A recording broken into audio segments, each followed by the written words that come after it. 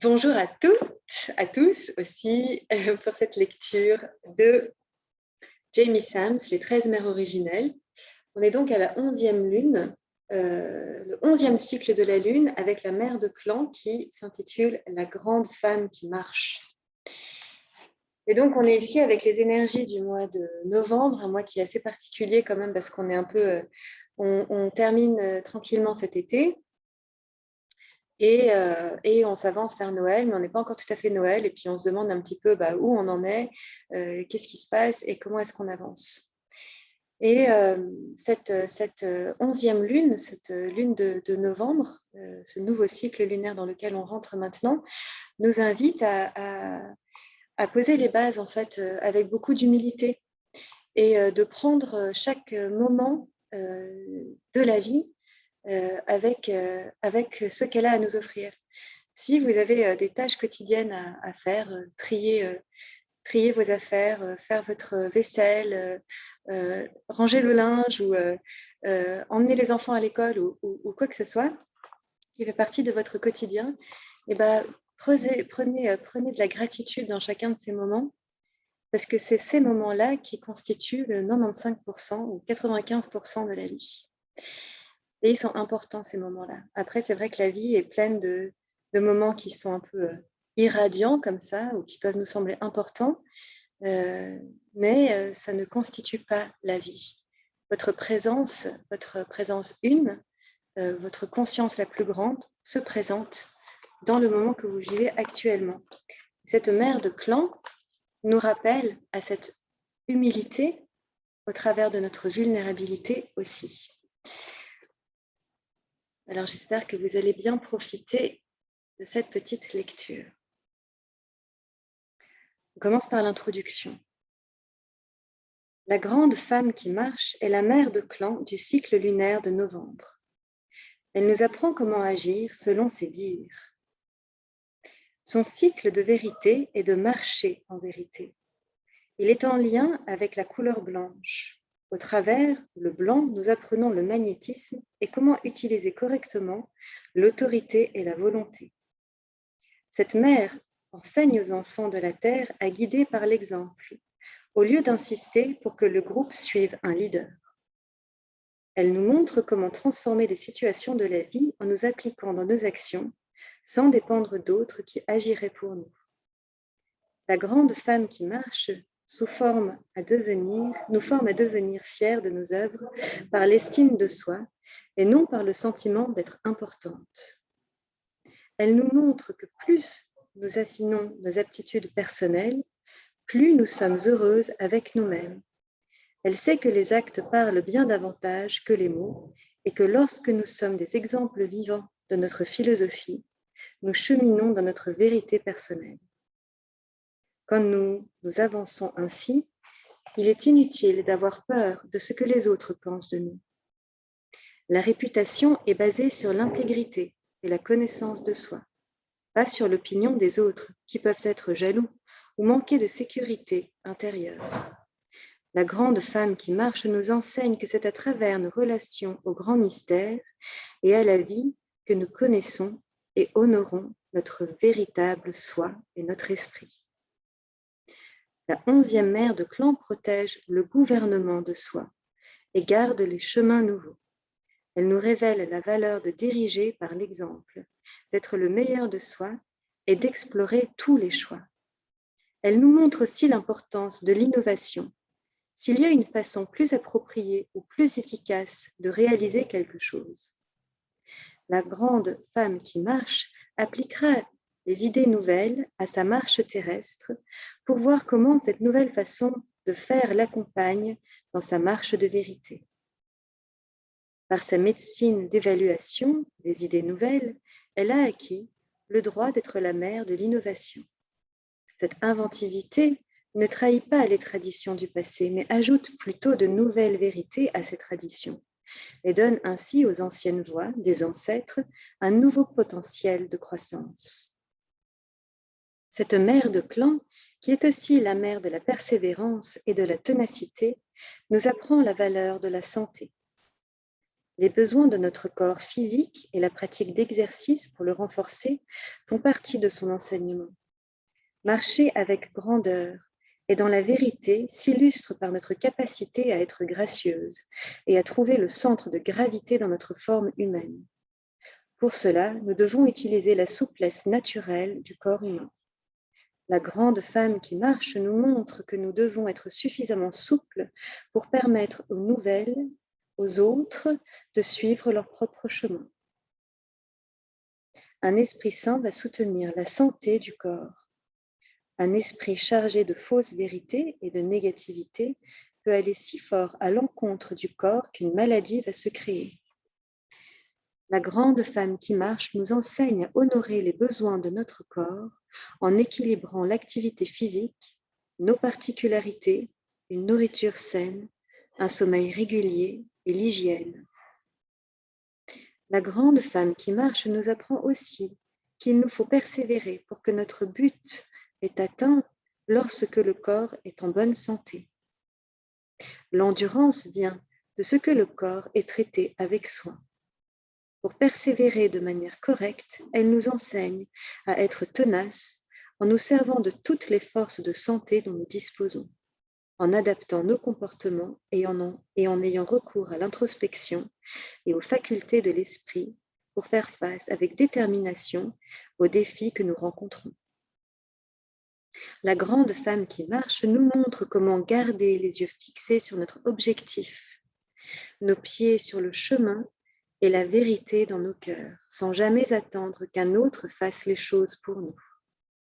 Avoir pour guide l'exemple, étant personnellement responsable de ses pensées, de ses actions, de ce que l'on a fait, est la voie pour trouver la médecine d'agir selon ses paroles. Le défi sera de consentir à lâcher notre peur d'agir, mais aussi de trouver l'équilibre entre activité et repos, relaxation et retour à soi. Sur la piste de la vérité. La grande femme qui marche entendait le bruit du vent qui déferlait contre ses tempes et le coup de tonnerre résonnait dans son cœur, faisait vibrer tout son corps. Elle vit l'estompe de verre sur la clairière qui marquait l'entrée de la forêt. En pénétrant sous les arbres, elle ralentit un peu son allure. Elle esquivait avec agilité les ronces, sans casser de petites branches, ni déranger les sous-bois. Rapidement, elle traversa en silence l'épaisse étendue boisée, à la poursuite de son but. Le pépiement de ceux qui ont des ailes s'arrêtèrent soudain, et la grande femme qui marche se retrouva stoppée, comme suspendue dans le silence. Lorsque son cœur ralentit, enfin son rythme à tout rompre, elle put entendre le faible, presque imperceptible bruit d'un gros animal, tout près de là. Elle fit attention pour se retourner et releva la tête pour regarder vers les cimes des arbres. Son regard croisa celui d'yeux à l'éclat doré et perçant. Le gros chat était perché sur la robuste branche d'un sycomore, prêt à sauter sur elle. La grande femme qui marche rassembla tout son courage pour ne pas détourner les yeux de ce regard ancré sur elle, montrant par là son courage naturel, même confrontée à la bravoure d'une lionne des montagnes. Pour une raison inconnue, la lionne s'assit tout bonnement et, sans plus manifester d'intérêt pour la femme au-dessous, entreprit de se lécher les pattes et de lisser son pelage. La grande femme qui marche n'allait pas rester à attendre la suite. Elle déguerpit par l'espace qui s'ouvrait devant elle et continua son chemin en grande hâte. Elle retrouva bientôt sa foulée, qui permettait à son corps de garder l'équilibre à partir de son centre de gravité. Sans que son pied heurte ou écrase de brindilles, elle avançait comme si elle flottait sur le sol de la forêt primitive.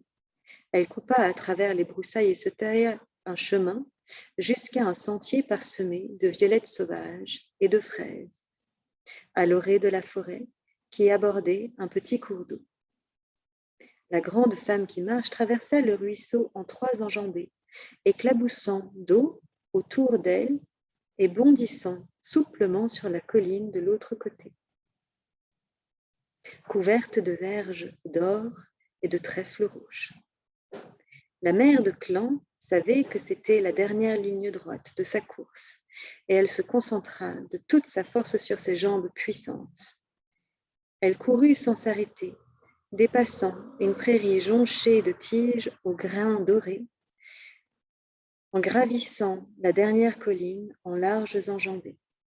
Monter la pente était difficile, mais la mère de la persévérance fit face au défi en changeant son allure et en respirant plus profondément, malgré sa poitrine qui lui faisait mal, pour inciter son corps à s'ajuster au nouveau rythme de la fin du parcours.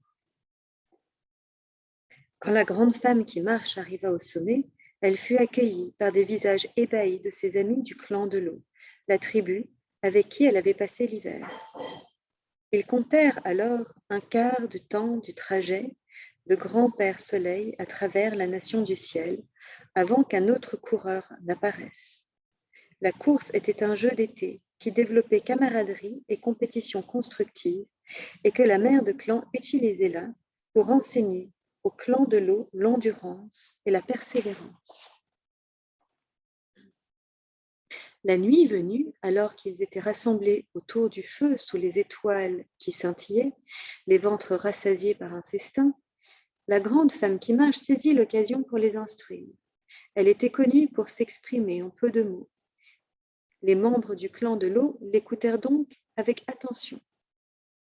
Elle leur parla de l'intérêt de diversifier leur chemin dans la forêt, de trouver de nouvelles façons d'aborder leurs tâches habituelles, et leur expliqua de quelle manière elle s'y prenait pour gagner une course. Elle repérait le trajet et traçait un nouveau parcours plus court qu'elle empruntait lors de l'épreuve. Maintenant que les lunes d'été et du temps des semences étaient passées, elle s'offrait à expliquer aux humains du clan de l'eau comment elle arrivait à se déplacer sur n'importe quel terrain sans déranger la moindre feuille. Les chasseurs et traqueurs n'étaient pas certains qu'une femme puisse leur apprendre le savoir-faire qui leur était habituellement enseigné par d'autres hommes. Mais la mère de clan avait gagné la course et par conséquent le pari de battre tous les hommes engagés dans la compétition. Très surpris, les hommes commencèrent à la regarder autrement. Quelques-uns se réjouissaient même qu'elle puisse leur enseigner de nouveaux savoir-faire qui les mettraient sûrement en bonne place au festival des moissons, au rassemblement de tous les clans de leur tribu, pour rendre grâce pour leurs récoltes abondantes. La grande femme qui marche travailla avec les hommes du clan de l'eau pendant toute la période des lunes de l'été. Ils passèrent du temps à observer chaque jour sa façon de faire pour acquérir de nouvelles compétences. Elle leur montra comment exécuter au mieux la plupart des activités qu'elles devaient faire. Elle leur montra comment l'antilope, lorsqu'elle était pourchassée dans les plaines, se sert de sa grâce et de son sens de l'équilibre pour bondir à travers les hautes herbes. Ses élèves s'entraînaient à bondir sur la pointe des pieds, ce qui leur donnait une autre démarche quand ils couraient. En ayant recours à la médecine de l'antilope, qui est grâce, promptitude et engagement, ils s'entraînèrent ensemble à marcher sur des troncs d'arbres couchés qui risquaient de rouler, ce qui les obligeait à ajuster leur équilibre à chaque pas. Les hommes du clan de l'eau découvrirent que le centre de gravité était dans les hanches. Ils apprirent à utiliser leur vision intérieure pour rendre leur corps plus léger, en se voyant eux-mêmes comme des antilopes qui pouvaient s'élancer. On aurait presque dit qu'ils volaient dans les airs pour atterrir légèrement et sans bruit. La grande femme qui marche continua son entraînement en leur enseignant l'art de changer sa foulée, la manière d'utiliser l'intention de se propulser, la compréhension des rythmes du corps en mouvement, ainsi que la façon d'explorer les lieux. À aucun moment la mère de clan n'essaya de montrer qu'elle était supérieure aux hommes. Dans son rôle d'enseignante, elle ne cessait de les encourager et de soutenir leurs efforts. Elle s'assurait aussi que personne ne se moquait de ceux qui avaient le courage de s'essayer à apprendre quelque chose de nouveau. La grande femme qui marche montra à tout le clan une action pour être 2 fois plus efficace lorsque le nouveau savoir-faire a été affiné. Même les plus petits imitèrent leurs aînés en trouvant de nouvelles façons de participer aux travaux nécessaires à une vie de camp harmonieuse. La mère de l'innovation se réjouissait quand ces jeunes découvraient de nouvelles manières d'être productifs, aussi bien que lorsqu'ils inventaient de nouveaux jeux accessibles à tous les enfants. Les femmes exultaient de voir leurs hommes revenir aux huttes à chaque coucher de soleil avec le sourire et plein d'assurance à cause de ce qu'ils avaient accompli pendant la journée. Du fait que chacun des membres du clan se préparait aux compétitions du grand rassemblement, il n'y eut qu'elle pour remarquer que les ragots et les propos mesquins avaient cessé. Comme chacun était à l'œuvre, ils étaient tous heureux et n'avaient ni désir ni temps à gaspiller en de vains bavardages. La grande femme qui marche avait travaillé dur pour préparer le clan de l'eau à ces jeux de la fête du ralliement de leur tribu. Les talents de la mère de la persévérance furent payants car le clan de l'eau sortit gagnant, marquant de beaux coups sur les autres clans étonnés. Pour remercier ses efforts, les hommes du clan de l'eau lui offrirent un cheval. La grande femme qui marche fut profondément touchée par ce geste, parce que les chevaux étaient rares en ces temps-là. La plupart des clans ne comptaient guère qu'une douzaine de chevaux pour plus d'une centaine de personnes, la majeure partie de leurs biens et bagages étant portés par leurs chiens fidèles. La mère de clan décidait d'accepter le cadeau et prononça quelques mots concernant la médecine du cheval. Elle expliqua au clan de l'eau que le pouvoir de la médecine du cheval était dans son bon usage de ses dons, talents et capacités. Le cheval enseignait à ceux à 2 jambes à équilibrer les dons du monde visible et invisible. Comme le cheval, ceux à 2 jambes avaient appris à être sur terre, mais aussi dans le souffle du vent. Quand les 2 mondes se rejoignaient, l'équilibre était atteint, ce qui permettait aux humains de voir la beauté de l'esprit qui vit et travaille au travers de leur forme physique.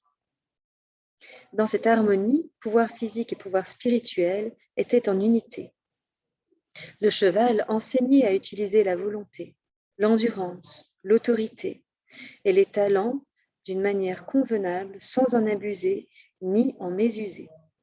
La grande femme qui marche remercia les hommes du clan pour leurs cadeaux et leur rendit grâce au grand mystère pour cette série de succès et de nouvelles compétences qu'ils avaient acquises.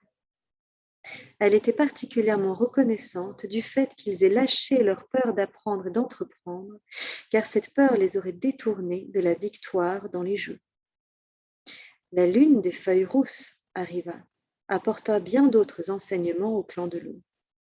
Après les moissons et les récoltes de nourriture sauvage dans la forêt, le clan se préparait pour l'hiver qui venait. La joie de la victoire maintenait le clan dans une énergie productive, et personne n'avait oublié les manières innovantes d'accomplir les tâches. La mère de clan percevait un changement qui la troubla. Cette transformation subtile n'était pas notable pour les membres de son clan, mais en tant que gardienne de la façon de guider les hommes, elle avait conscience que quelque chose allait de travers.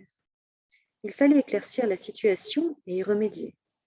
C'est pourquoi la grande femme qui marche observa et attendit, continuant ses propres activités en silence jusqu'au moment opportun. Mère Nature avait donné aux feuilles des arbres les couleurs brillantes du coucher de soleil. Elle avait amené aussi les premières gelées qui signalaient l'approche de l'hiver. La grande femme qui marche partit dans la forêt pour se retrouver seule. Elle voulait examiner les solutions qui s'offraient à elle pour aider les enfants de la terre à traverser les changements qu'elle percevait et qui pouvaient les détourner d'un comportement juste envers la vie. En effet, les disputes avaient recommencé entre les femmes, les hommes étaient mécontents et entre les enfants, les prises de bec avaient remplacé la camaraderie d'avant, du temps des lunes jaunes de l'été. La grande femme qui marche s'allongea sur le lit de feuilles de couleur chaude pour que la lumière de grand-père soleil vienne réchauffer sa peau. Ce moment exceptionnel d'inactivité et de réflexion la mena dans un état de conscience subtil, où elle se trouva à chevaucher dans les vastes plaines d'un paysage donné par le rêve. Plus son corps devenait une extension vivante de son coursier, plus le galop se faisait rapide. La grande femme qui marche penchait la tête en avant, ses cheveux se mêlaient à la crinière de son compagnon à quatre pattes, dont le nom était « Cours avec les vents ». Ensemble, ils galopaient à travers les steppes d'herbes dorées balayées par les vents, et elle exhortait l'étalon d'une légère pression sous les genoux. Les forêts des contreforts se rapprochaient, et en même temps que son esprit s'unissait à l'allure et au rythme puissant de son étalon. Alors, sa perception changea, et elle vit à travers les yeux de Cours avec les vents. Le changement de forme fut total lorsque la grande femme qui marche fusionna avec son compagnon de galop. Elle sentit le pouvoir de ses quatre jambes retentir sur la distance. À l'approche des contreforts, un regain d'énergie monta dans son corps quand ils arrivaient aux collines boisées. Cours avec les vents s'arrêta sous les arbres de la forêt, et la magie retomba lorsque les perceptions de la grande femme qui marche réintégrèrent sa forme humaine. L'exubérance et le sentiment de puissance qui la submergeait continuaient cependant à courir au travers ses veines quand elle descendit de cheval. En attachant les talons pour le faire paître, elle eut la sensation d'être observée. Elle suivit son intuition et leva le regard vers les branches d'un chêne robuste, juste à temps pour voir la lionne des montagnes bondir et tomber gracieusement à ses pieds. Elle tourna très vite la tête vers les talons, mais vit qu'il n'était pas du tout intéressé par le gros chat. Le comportement du cheval la surprit, mais dans le temps du rêve, il n'existe rien de menaçant entre les animaux, alors elle se détendit. La lionne des montagnes, jouant de son effet de surprise, commençait à parler. « Mère, tu marches avec moi depuis le début de ta vie physique, mais c'est seulement maintenant que tu as suffisamment ralenti pour que je puisse venir te parler. As-tu oublié ma médecine de guider par l'exemple ?» Très étonnée, la grande femme qui marche resta sans voix pendant un moment. « Que veux-tu dire, lionne ? J'ai toujours fait en sorte que ma démarche respecte l'équilibre et que mes actes expriment mes intentions. Aurais-je oublié d'accomplir quelques devoirs ou de mener à bien une action pour montrer aux autres l'intégrité de ma démarche ? Non, mère, tu as été un excellent exemple pour tes enfants. Tu t'es engagée dans les actions qui étaient nécessaires. Tu t'es toujours montrée bienveillante, attentive et franche. Tu as indiqué à tes enfants de nouveaux chemins et des façons innovantes de corriger leurs mauvaises attitudes, et tu les as incités à suivre les désirs de leur cœur. Mais tu n'as pas équilibré tes actes avec la force du non-agir. Tu as été si occupée par ce que tu avais à faire que tu as oublié de prendre le temps de réfléchir et de rassembler tes pensées, tes rêves et ton énergie. C'est la première fois au cours de ta marche sur Terre que tu t'es suffisamment détendu et reposé de ton exigence d'être un parfait exemple pour pouvoir laisser tomber les barrières qui t'empêchent d'être enfin un être humain. La grande femme qui marche s'assit, interloquée. Elle réalisait que la lionne des montagnes avait raison. Les larmes qu'elle avait retenues pendant tant d'hivers de sa vie humaine commencèrent à couler. Les sanglants qui coulaient si fort à l'intérieur de chacun de ses sons ne pouvaient sortir de sa bouche. Elle essayait de prendre son souffle. La multitude de chagrins qu'elle avait ressentis en étant frustrée ou blessée par les façons d'agir des autres, elle les avait enterrés dans les neiges de son cœur gelé. La grande femme qui marche était prête à abandonner l'illusion qu'il lui fallait être une surhumaine. Dans ses efforts pour se présenter comme un exemple impeccable, elle avait enfoui ses besoins humains et ne s'occupant que de ce qu'il y avait à faire.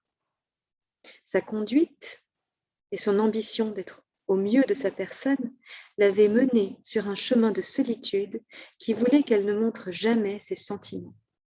Elle avait placé toute son expérience spirituelle en dehors d'elle-même, en laissant jamais l'espace en elle pour ressentir et intégrer les enseignements au plus profond de son humanité.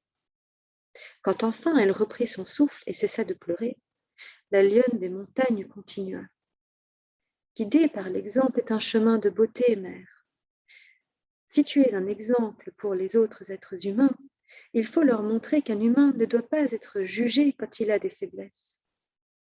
Permettre aux larmes de couler est le premier pas dans la transformation. Faire des erreurs est le chemin qui permet aux qualités de s'affiner. Tu as maîtrisé la persévérance, tu as maîtrisé l'innovation, tu as maîtrisé l'initiative. Maintenant, il est temps que tu t'autorises à devenir une femme avec des sentiments, un être humain. Cette vulnérabilité est une force, pas une faiblesse. Profondément enfouie à l'intérieur de toi, il y a la vérité dont tu as peur. Tu as senti que si tu ralentissais et prenais du recul quand tu en avais besoin, la vérité pourrait bien te rattraper. Cette vérité, c'est que tu es humaine. La lionne attendit un instant pour que ces mots touchent le cœur de la mère de clan. Puis elle poursuivit. Tu as développé ta constance, ton excellence, ta faculté de réconforter les autres, mais tu es terrorisée à l'idée de te réconforter toi-même. Quand tu pourras t'autoriser à montrer ta vulnérabilité en t'acceptant et de t'en remettre à quelqu'un d'autre, cela voudra dire qu'enfin tu auras appris à te faire confiance à toi-même. Lorsque tu vas au-delà de ton endurance et t'échappes ainsi de la vérité de ton humanité, le signal que tu envoies au monde n'est pas celui que tu crois. Tu dis aux autres que tu es intouchable, n'arrêtant pas de t'activer du matin au soir. Tu as peur de la tranquillité, parce que tu as peur d'affronter les critiques de ton ombre. Cette part d'ombre aimerait tant te raconter que tu n'es pas digne de repos ni de plaisir, ou d'une vie qui rassemblerait autour de toi de véritables amis qui respectent ton humanité, ou un compagnon compréhensif qui t'aimerait pour qui tu es et non pour les choses que tu accomplis. La grande femme qui marche sentit les larmes de la transformation couler doucement, comme les petits ruisseaux paresseux le long de ses joues. La vérité avait pris racine dans son cœur, et la graine du changement avait été plantée dans son ventre. La gestation durerait jusqu'au temps où la mère de clan pourrait donner naissance à son nouveau soi, plus vulnérable. Elle s'assit et réfléchit à ce que la lionne des montagnes lui avait dit, puis demanda « Comment puis-je être un exemple pour les autres femmes, lionne des montagnes, alors que c'est pour moi-même que je dois apprendre ces enseignements ?» Tu es la mère de l'innovation. Dans le monde présent, la femme a choisi le rôle de prendre soin des autres. Mais l'équilibre est à trouver. La terre-mère est prête et désireuse à nourrir ses filles, mais ces filles doivent veiller à prendre du temps, le temps qui leur est nécessaire pour s'occuper d'elles-mêmes. Tu as enseigné à tes enfants humains que le centre de gravité de leur corps est le pelvis. Pour les hommes, c'est à cet endroit que leurs testicules étaient nichés avant la puberté. Pour les femmes, cet espace est l'utérus. En tant que mère des forces créatrices, les femmes doivent comprendre leur rôle nourricier envers les graines des rêves de demain pour la famille planétaire, aussi bien que leur rôle de donner vie aux nouvelles générations. Dans cette tâche, toute femme doit s'engager à apprendre à prendre le temps qui lui est indispensable pour se retirer durant ses règles quand son vagin est ouvert à la lumière. Ce temps particulier de la lune est celui où la terre-mère nourrit toutes les femmes qui veulent bien passer quelques jours et nuits pendant leurs règles en total silence, devenant ainsi les réceptacles de l'amour qui provient du grand mystère. Pendant les autres jours de leurs règles, elles peuvent rester en compagnie de leurs sœurs, partageant leurs expériences, leurs réalisations artistiques, leurs pensées intimes. Au moment de leurs règles, les femmes ont le pouvoir de demander du fond de leur cœur à disposer de n'importe quelle énergie parce que leur ventre est prêt à recevoir. Voilà une nouvelle tradition que tu peux initier dans la tribu humaine et qui te servira à découvrir ta propre humanité. La grande femme qui marche vit la possibilité de créer une nouvelle tradition pour les femmes, qui permettrait à toutes les femmes de trouver leur équilibre. Elle comprit qu'une bonne partie des disputes des femmes de clan, par exemple, étaient probablement dues à la fatigue et au fait qu'elles ne prenaient pas le temps de se ressourcer entre l'énergie d'amour de la terre-mère. Elles étaient souvent prisonnières de leurs vieilles habitudes mesquines et capricieuses qui étaient venues avec ces moments d'épuisement. Dans son rêve, une large perspective se déploya. Le temps du rêve semblait toujours lui fournir des alternatives aux vieilles habitudes limitatives. La grande femme qui marche était à présent suffisamment calme pour avoir accès aux opportunités qui s'ouvraient devant elle. Quand elle revint de ce dont elle prenait conscience, la lionne des montagnes lui parla à nouveau. « Jamais tu n'as eu pitié de toi, grande femme qui marche. Tu as adoré être active et tu as bien camouflé ton ombre. Mais l'ombre n'a eu aucune pitié de toi. Elle t'a emmené au-delà des possibilités humaines. Tu as fait des promesses qui en réalité t'ont forcé à rester sous la coupe de l'ombre.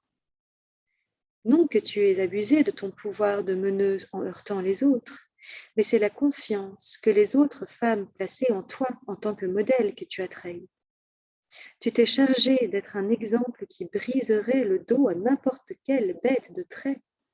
L'âne transporte la médecine de porter sur ses épaules sa responsabilité, mais il sait aussi refuser et se braquer quand le fardeau est trop lourd. Il y a une très grande force intérieure dans le fait d'avoir de la compassion envers soi-même. Tu peux te permettre d'être un exemple pour les autres femmes en leur montrant que tous les êtres humains ont le droit au repos et au plaisir. L'exemple que tu donnes alors de consacrer du temps à ses besoins te libérera, toi et toutes les autres femmes qui se tournent vers toi pour être guidées.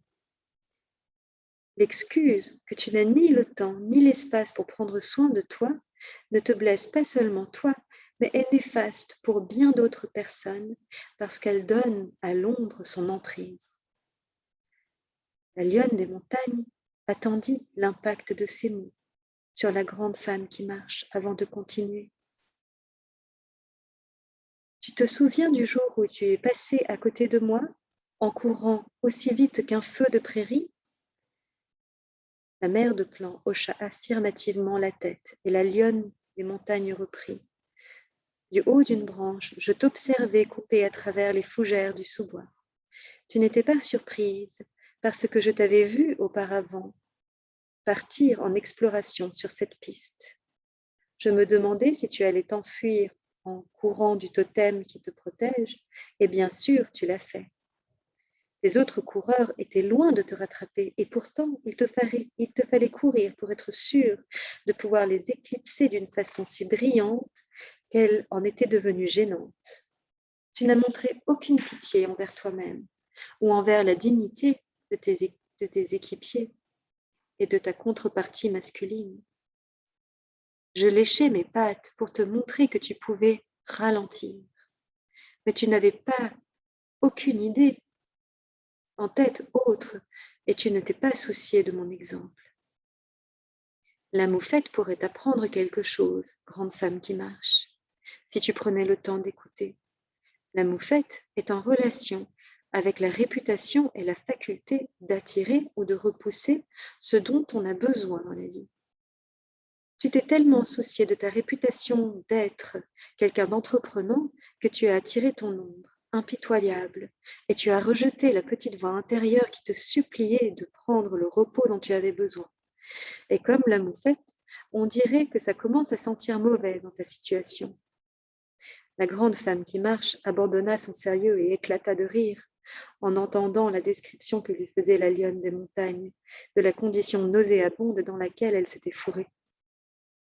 La tension était tombée entre la mère de clan et la mère de clan en oubliant de se blâmer intérieurement pour sa conduite forcenée.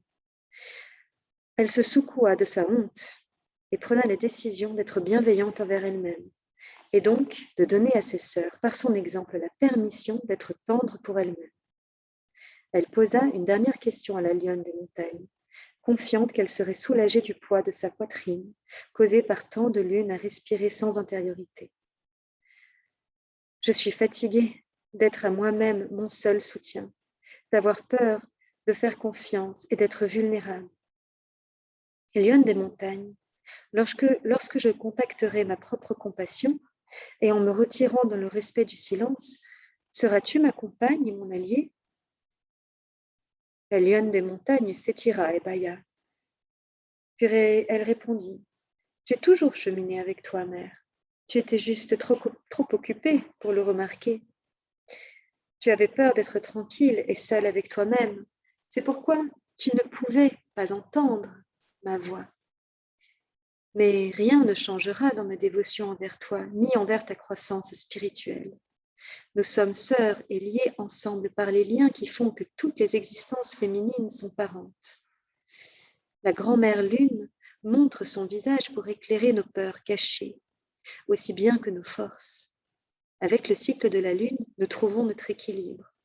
Nous nous confrontons à notre part d'ombre et partageons nos joies et nos chagrins. Et puis, nous envoyons et rencontrons le monde comme autant de sœurs de cœur. Profondément touchée, la grande femme qui marche sentit de nouveau les larmes couler. Cependant, qu'elle était ramenée de la vision donnée par le rêve jusqu'au monde tangible, par quelqu'un qui léchait de vraies larmes sur son visage. Elle ouvrit les yeux et vit l'incarnation physique de la lionne des montagnes qui léchait ses joues pour l'assurer que sa vision était bien réelle. La gardienne de l'art de guider mit doucement sa main sur la crinière de la lionne et caressa sa douce fourrure de sa sœur. Le regard mordoré de la lionne des montagnes transperça le cœur de la mère de clan. La dernière barrière s'effondra quand celle-ci vit la douceur et la vulnérabilité de son propre visage se refléter dans les yeux de la lionne. C'était le visage du soi compassionné qui se trouvait réconforté par un animal sauvage qui l'enseignait. La lionne des montagnes posa une patte sur la grande femme qui marche, la forçant à exprimer l'air qu'elle avait retenu par appréhension. La lionne resta ainsi jusqu'à ce que la grande femme qui marche souffle à fond. Puis le chat géant vint s'allonger à côté d'elle. La mère de clan prit la plus profonde inspiration qu'elle ait jamais prise depuis de si nombreux hivers, et elle sentit la force vitale exploser à l'intérieur d'elle, apportant une sensation nouvelle de réconfort et de détente à son corps fatigué et émotionnellement éprouvé. Elles restèrent couchées, l'une contre l'autre, jusqu'à ce que la face ronde de la grand-mère lune apparaisse là-haut, sur le manteau pourpre de la nation du ciel. Dans la magnifique lumière de la pleine lune, un nuage changea de forme pour montrer la grande femme qui marche, les grandes graines du changement que ses larmes avaient plantées dans le monde tangible. Elle était revenue du temps des rêves pour initier une nouvelle tradition pour les femmes, qui allait servir à toutes ses sœurs jusqu'à la fin des temps.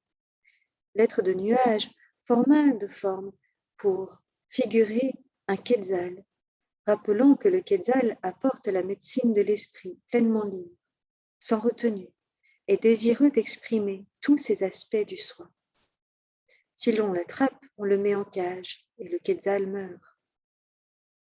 La grande femme qui marche pensait à la cage qu'elle s'était elle-même créée, et comment la part d'ombre avait trouvé un moyen d'étrangler sa liberté et d'exprimer ses besoins, ainsi que sa confiance dans le fait que les autres pouvaient comprendre son humanité.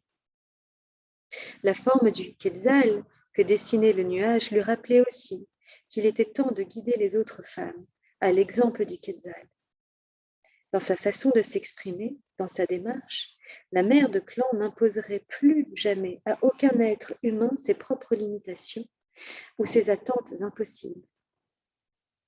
La pleine liberté qu'elle trouvait en acceptant son humanité sans jugement allait éclairer son chemin. Elle avait découvert la force qui réside dans le retour à soi et la sagesse du lâcher-prise. La lionne des montagnes restait avec elle toute la nuit et fit en sorte qu'elle bénéficiait de la chaleur et du réconfort que prodigue une véritable alliée. Quand le grand-père Soleil se leva pour briller sur tous ses enfants, la grande femme qui marche retourna au camp. Elle fut accueillie par les membres du clan de l'eau comme si elle n'avait jamais été absente. Ils ne s'en étaient pas souciés d'elle parce qu'elle n'avait eu de cesse de leur présenter son côté invincible. La leçon était cinglante, mais elle força la grand-mère, la mère de clan, à réaliser qu'elle s'était saborée d'elle-même de 1000 façons. Elle s'était montrée bien trop indépendante et distante.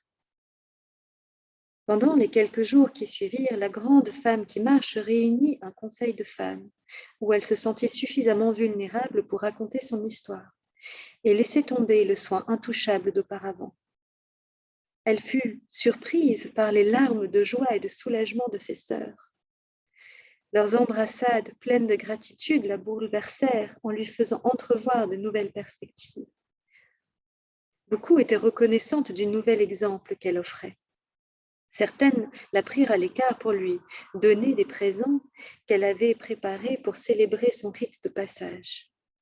Quelques sœurs avaient très envie de lui confier les craintes qu'elles avaient éprouvées de ne pas être à la hauteur de ses performances exemplaires, et d'autres lui avouèrent leur ressentiment quand leur mari se servait de la comparaison avec la mère de clan pour les mortifier. Les journées apportèrent de nombreux grands bienfaits aux femmes du clan de l'eau, créant de nouveaux liens de sororité qui ne pourraient que continuer à l'avenir. Le conseil des femmes s'assemblait en un seul corps, où toutes étaient égales, en un cercle, chacune ayant sa propre voix.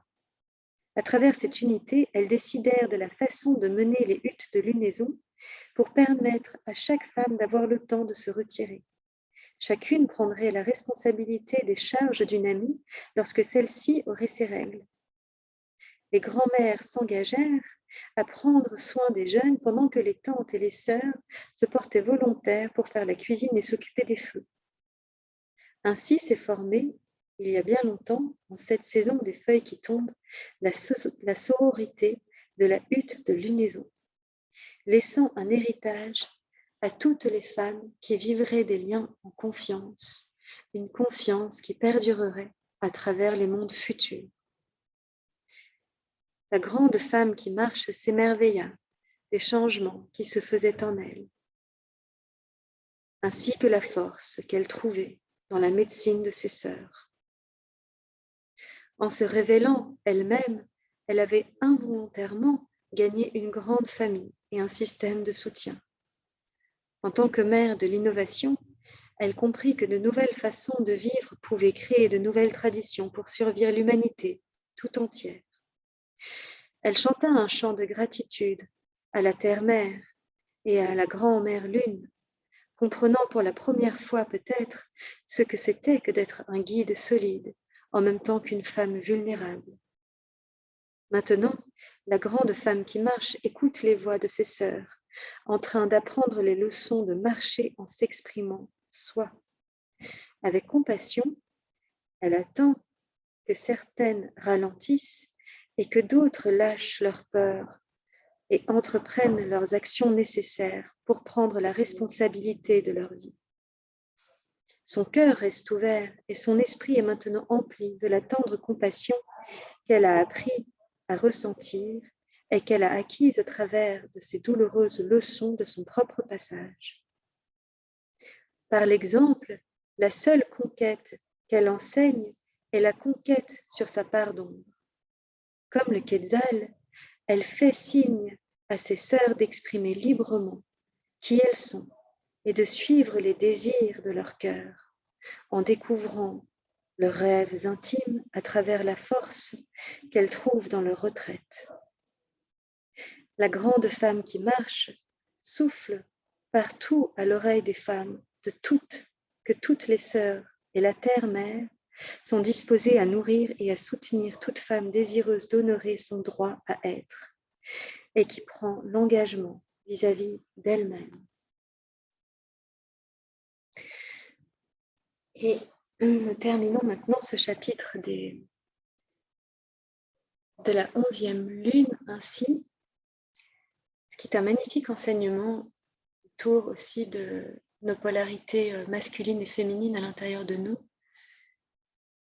Et ce livre s'adresse verbalement aux femmes dans ce texte, mais je pense qu'il parle avant tout à toute l'humanité, à nos frères hommes aussi, qui eux aussi ont une polarité féminine à l'intérieur d'eux qu'ils ont aussi besoin d'entendre et de pouvoir ouvrir leur cœur à leur propre vulnérabilité pour pouvoir accueillir tous les aspects d'eux-mêmes dans tous les espaces qu'ils sont, pour pouvoir devenir véritablement les êtres masculins forts avec un pouvoir conscient qu'ils ont la potentialité d'être. Et à nous, les femmes, de trouver dans notre intériorité cette force de compassion, à ouvrir à nous-mêmes, à trouver notre force et à faire naître l'action depuis cet espace de conscience, de compassion et d'intériorisation. Et c'est comme ça que nous arriverons tous ensemble à créer un monde meilleur. Merci à vous. C'était un plaisir de faire cette lecture encore une fois. On se retrouve le mois prochain à la nouvelle lune avec beaucoup de joie.